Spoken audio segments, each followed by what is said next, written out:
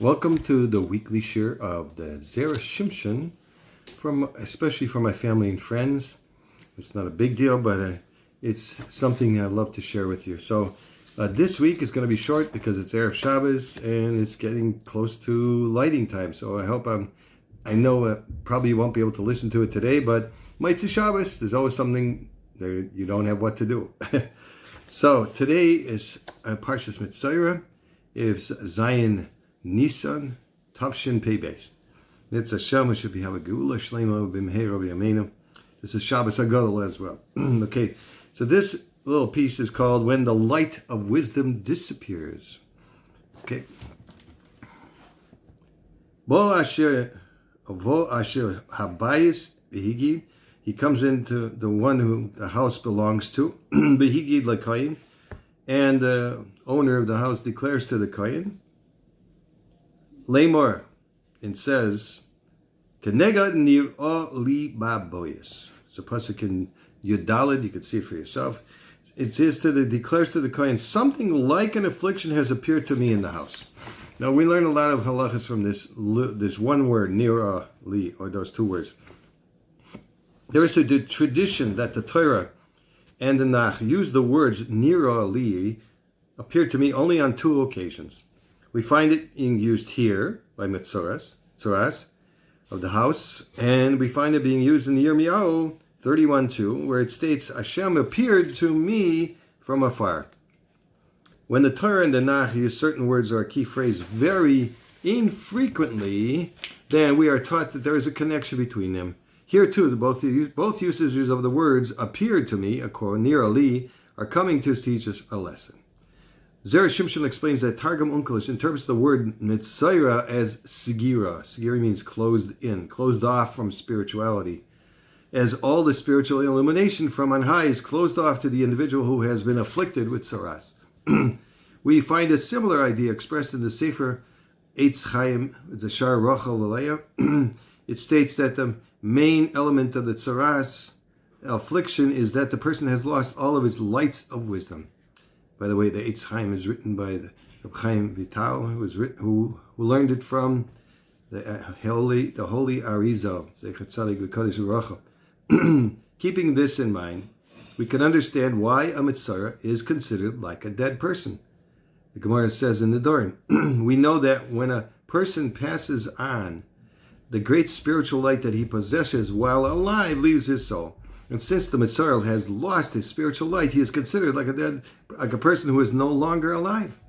The Gemara says that people who are afflicted with tsaras on account of having spoken Lashon Hara, it's one of the 7 reasons in our Gemara in Arachim in 15b. We also find that when David HaMelech heard that people in his generation were speaking Lashon Hara, he said, "Be exalted upon the heavens, Hashem," Tehillim 57, which the Midrash explains means, may the Shekhinah remove itself from their midst. It's a Vayikra Rabbah 26:2. We can now understand what the pasuk from Yirmiyahu, Hashem appeared to me from afar, is coming to hint to us, and its connection to our pasuk in Parshas Metzora. Why does the pasuk say an affliction has appeared to me? Right?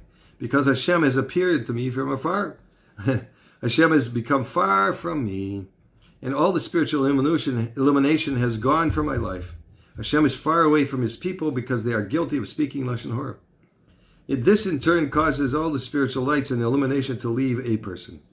This results in an affliction that has appeared to me in the house. The author's note is Zera Shimshon includes this piece in Parshas Tazria, even though the pasuk on which he bases the vort comes from Parshas Metzora. This is part of Zera Shimshon Parshas Tazria Ois Tes. Okay. So he goes on to tell of a story, the Segula of the Zera Shimshon. Zach Rosen was shown a direct correlation between a life choice and an injury, to the point where there didn't seem to be any question about how to look at the situation. Sometimes that's just the way things work out. A person is left with no questions at all. One day, Rabbi Yomin Pashkitz ran into a friend who told him that his son had been going out for years with nothing to show for it. things have gotten so dry in Shidduchim, the boys, that not one Shidduch has been read to us in the last 4 months. It so happened that Rabbi Yeoman was holding a copy of the weekly Zera Shimshon newsletter in his hands right at that moment. He handed it to his friend and said, "I want you to begin learning Zera Shimshon."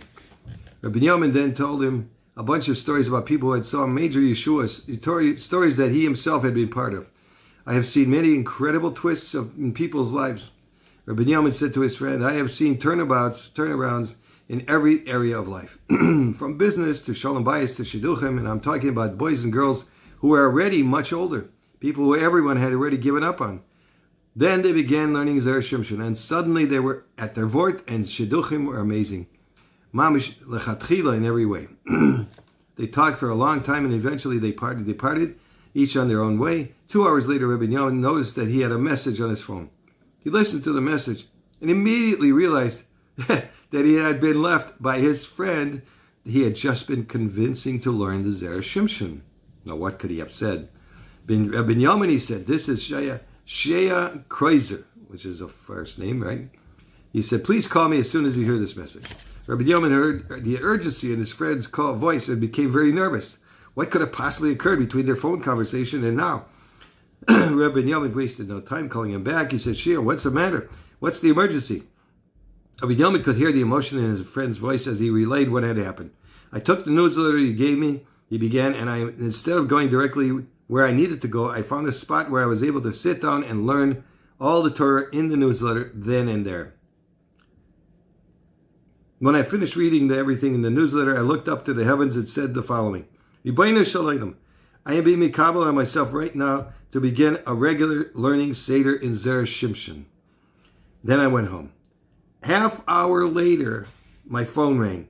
It was a shadchan calling me with an idea. Okay, it's not a shidduch, but an idea at least. Rabbi Yeoman, for people who get calls from shadchanim on a regular basis, it's not a big deal. But for a person like myself, who hadn't received a call from a shadchan in 4 months, this call was a very big deal.